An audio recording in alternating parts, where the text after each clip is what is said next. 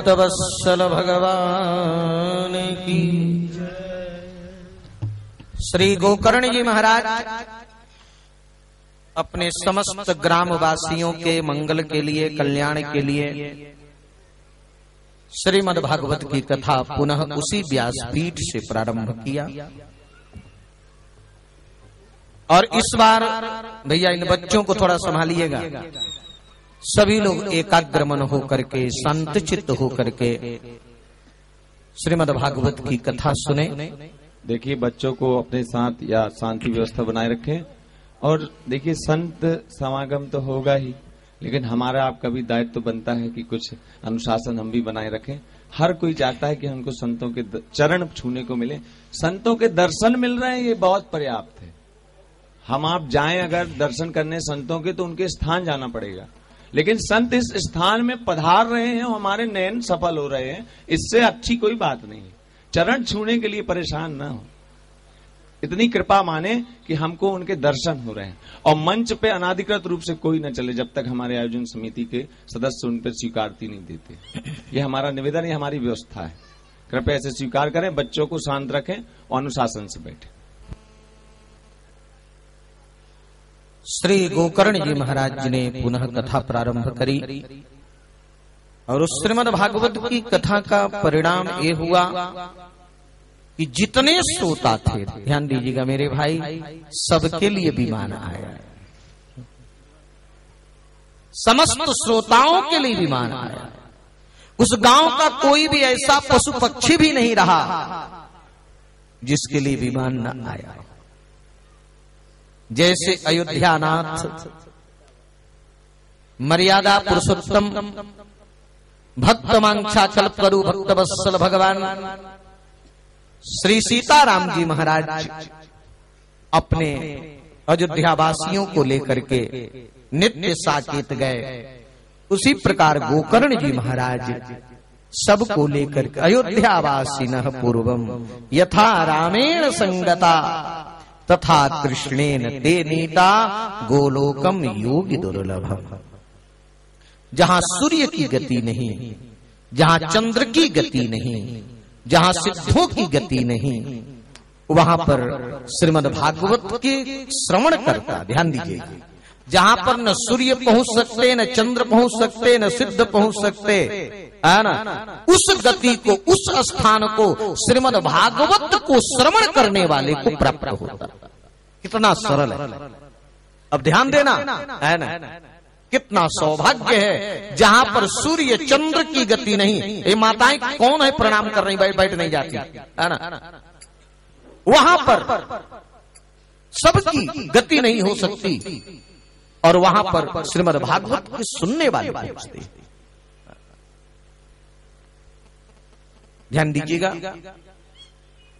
इतिहास ये परम मंगलमय जो इतिहास मैंने आप लोग को श्रवण कराया, इस इतिहास को चित्रकूट में ब्रह्मानंद परिप्लुत होकर के शांडिल्य महात्मा कहते हैं, सुनते हैं।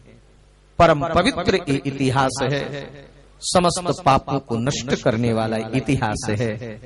ये है श्रीमद् भागवत की महिमा।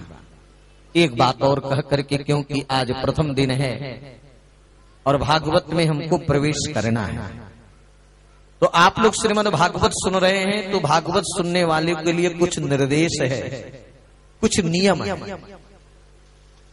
और भागवत श्रवण का जो विधान है, उस विधान को बता करके, क्योंकि अब आप लोग एक नियम में बन चुके हैं, आप अनुष्ठान में बन चुके हैं, तो अनुष्ठान में दीक्षित जो हो जाता है उसके लिए क्या नियम है, उस नियम को मैं बता दूं। इसके बाद श्रीमद् भागवत में प्रवेश करने के बाद फिर कथा का विराम, फिर आप लोग आनंद लेंगे कल से। ध्यान दीजिएगा, जब ये मन में आ जाए कि हम श्रीमद् भागवत की कथा सुने, जिस सौभाग्यशाली के मन में श्रीमद् भागवत के अनुष्ठान का विधान हो, विचार हो कि हमको श्रीमद् भागवत का अनुष्ठान करना है, तो सबसे पहले सुंदर मुहूर्त में कथा प्रारंभ होनी चाहिए। सुंदर मुहूर्त जिसमें भद्रा न हो, व्यतिपात न हो, योग न हो, इनको छोड़ करके सुंदर मुहूर्त में कथा प्रारंभ करें। और ध्यान दीजिएगा, श्रीमद् भागवत में कंजूसी नहीं होनी चाहिए। कंजूस व्यक्ति भागवत करा भी नहीं सकता, है ना। जो कंजूस है क्या कराएगा, रहते हुए भी नहीं करा सकता। श्रीमद् भागवत में उदारता, कितनी उदारता, कहे कि विवाहे जादृशम वित्तम तादृशम परिकल्पये। जितना विवाह में खर्च होता है उतना श्रीमद् भागवत में खर्च होना चाहिए। उतना श्रीमद् भागवत में, मान लीजिए हमारे पास उतना खर्च करने का सामर्थ्य अकेले नहीं कराने की है, तो जैसे ही अनुष्ठान हो रहा है, जैसे आप लोग बैठे हैं सामर्थ्य रहते हुए भी, वैसे भी आप ये सामूहिक अनुष्ठान है ना, उतना ही फल मिलता है। व्यक्तिगत आप अलग अनुष्ठान कराएंगे, जो फल जो लाभ मिलेता है वही इस क्रम से जो अनुष्ठान हो रहा है, आप लोग बैठ करके आनंद ले रहे हैं, अन्य श्रोता आनंद ले रहे हैं, वो फल प्राप्त होगा। आषाढ़ का महीना हो, कार्तिक का महीना हो, मार्गशीर्ष महीना हो, ये सभी मोक्ष प्रदान करने वाले हैं। जब श्रीमद् भागवत की कथा हो तो सब जगह निमंत्रण भेजे कि हमारे यहाँ श्रीमद् भागवत की कथा हो रही है, आई। श्रीमद् भागवत कथा रस पान के जो रसिक जन हैं आप लोग आवे। नहीं 7 दिन मौका मिल रहा है, जो ये दूर लोगों के लिए, कटनी के लोगों के लिए नहीं, जो बहुत दूर है ना। कटनी के लोगों को तो रोज आना, जो कटनी निवासी हैं उनको तो रोज आना। जैसे जो बहुत दूर हैं उनके लिए है कि भैया अगर 7 दिन नहीं आ सकते, एक दिन जरूर आओ। अपूर्व रस की वर्षा हो रही है, सुंदर मंडप का निर्माण हो।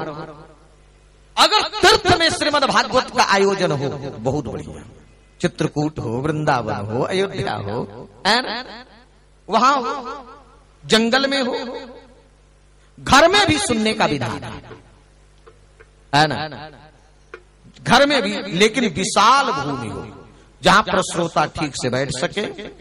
सुंदर केले के आदि के द्वारा सुंदर मंडप का निर्माण करे, 7 लोगों का ये स्थान बनावे, सुंदर आसन का निर्माण करे। अगर वक्ता का मुख पूरब तरफ हो तो श्रोता का मुख उत्तर तरफ होना चाहिए। अगर वक्ता का मुख उत्तर तरफ हो तो